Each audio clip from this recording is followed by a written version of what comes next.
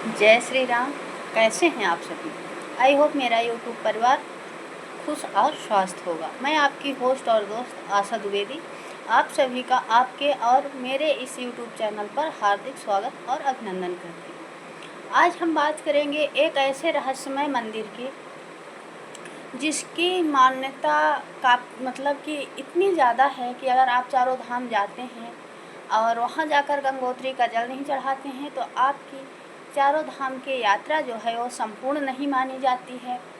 एक प्राचीन शिव मंदिर जहाँ पर अज्ञातवास में बोला जाता है कि पांडवों ने तपस्या की थी, जहाँ पर ऐसी मान्यता है कि महर्षि मार्कंडेय ने वहाँ पर तपस्या की थी। एक ऐसे मंदिर के बारे में आज हम लोग बात करेंगे।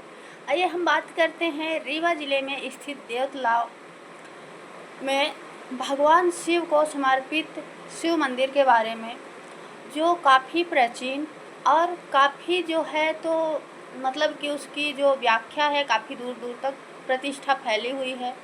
और ऐसी मान्यता है कि वहाँ से कभी कोई खाली हाथ नहीं लौटता है। और वहाँ पर ना जो भगवान के शिवलिंग है वो 5 शिवलिंग हैं। तो मतलब कुछ लोगों की ऐसी भी मान्यता है कि वहाँ पर पांचों पांडवों ने अज्ञातवास के समय पर तपस्या की थी और उन्हीं का स्वरूप जो है, उन्हीं के रूप में वो 5 जो शिवलिंग हैं वहाँ पर मतलब प्रतिष्ठित हैं।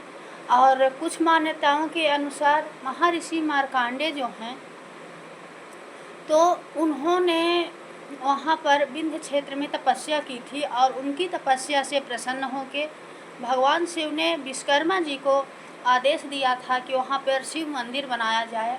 और विश्वकर्मा जी ने एक ही रात में और एक ही पत्थर से वो मंदिर बनाया था। मतलब कि मान्यता तो ये भी है कि बोला जाता है कि वो मंदिर अभी भी जो है तो अधूरा है। कहीं पर मतलब बाहर से देखने पर आप देखेंगे तो समझ में तो नहीं आता है, पर बोलते हैं कि वो मंदिर अभी भी अधूरा है क्योंकि वो एक पत्थर से बना है। थोड़ा सा कहीं पर वो मतलब डिस्टर्ब है। तो और उसकी विशेषता वहाँ पे अभी भी भीम कलश रखा हुआ है, मिट्टी का है और है तो देखने में इतना सही, पर वो इतना वजनी है कि उसको आज भी लोग उठा नहीं पाते हैं। वो भीम कलश के नाम से ही विख्यात है, उसकी पूजा भी होती है। और एक प्राचीन जो है तो पीपल का वृक्ष है, उसके नीचे अभी तो अब भगवान शनिदेव की स्थापना हो गई है, नहीं तो बहुत पुराना पीपल का वृक्ष है। और वहाँ पर शिव और पार्वती का मंदिर है। बोला जाता है कि मंदिर के नीचे भी एक मंदिर है और जिसमें चमत्कारिक शिवलिंग हैं और वहाँ पे जो नागमणि हैं उन नागमणि छुपाई गई है।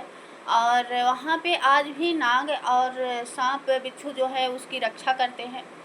अभी तो उस गुफा का जो मुख है, तहखाने का जो द्वार था उसको बंद कर दिया गया है क्योंकि उससे बहुत ज़्यादा सांप बिच्छू बाहर निकलते थे।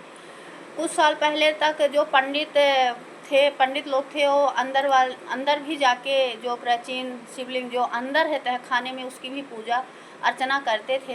पर कुछ समय से मतलब इतना ज़्यादा बिच्छुओं और सांपों का आतंक बढ़ गया था कि फिर उसको बाहर से तहखाने को बंद करना पड़ा। और मान्यता तो यहाँ तक है कि जो अंदर शिवलिंग हैं, जो तहखाने में 5 शिवलिंग विराजे हुए हैं, तो बोलते हैं अगर आप तांबे का लोटा जल चढ़ाने के लिए लेके जाएंगे और अगर जो जलाधारी होती है उसमें अगर वो लोटा स्पर्श करता है तो सोने का हो जाता है। और वहाँ पर नागमणि भी रखी हुई है जिसकी कि आज भी जो सांप हैं वो उसकी रक्षा करते हैं।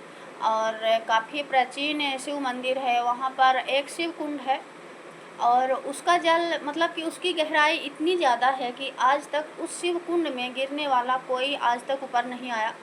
उसकी लाश जो है कहाँ जाती है, गिरने के बाद इंसान का क्या होता है, कुछ पता ही नहीं चलता है। दिन में 3 बार वो शिवलिंग अपना जो रंग है उसको चेंज करते हैं। आप सुबह देखेंगे तो उनका रंग कुछ और रहेगा, दोपहर में कुछ और रहेगा और शाम के समय उनका रंग कुछ और रहेगा। मतलब तीनों टाइम में उनका रंग चेंज होता है। जो चारों धाम की यात्रा पर जाते हैं तो गंगोत्री से जल लाके जब चारों धाम की यात्रा से लौटते हैं तो गंगोत्री का जल जो है तो जब तक देव तालाब मंदिर में नहीं चढ़ाते हैं तब तक उनकी चारों धाम की यात्रा जो है वो पूर्ण नहीं मानी जाती है। इसलिए भी ये देव तालाब का मंदिर बहुत ख़ास है। और इसलिए भी खास है कि पांडवों ने वहाँ पर तपस्या की थी और भगवान ने उनकी तपस्या से प्रसन्न होके वो जो मंदिर है वो एक रात में विश्वकर्मा ने वो शिव मंदिर और कुंड बनाया था। और रातों रात वो मंदिर और कुंड जो है तो वहाँ पर बन गए थे। सुबह जब लोगों ने देखा तो बोले कि मतलब कि वहाँ पर कुछ नहीं था और अचानक से मंदिर और इतना विशाल मंदिर था, तो सभी लोग आश्चर्यचकित रह गए थे।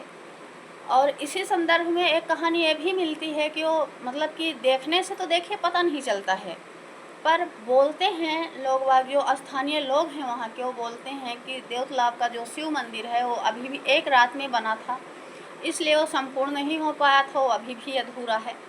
आगे भगवान शिव की माया। और आई होप आपको ये वीडियो अच्छी लगी होगी, और अगर वीडियो अच्छी लगी होगी प्लीज़ लाइक और कमेंट ज़रूर करिएगा। कमेंट में जो है तो शिव के आराध्य भगवान श्री राम का जय श्री राम ज़रूर लिखिएगा। जय श्री राम।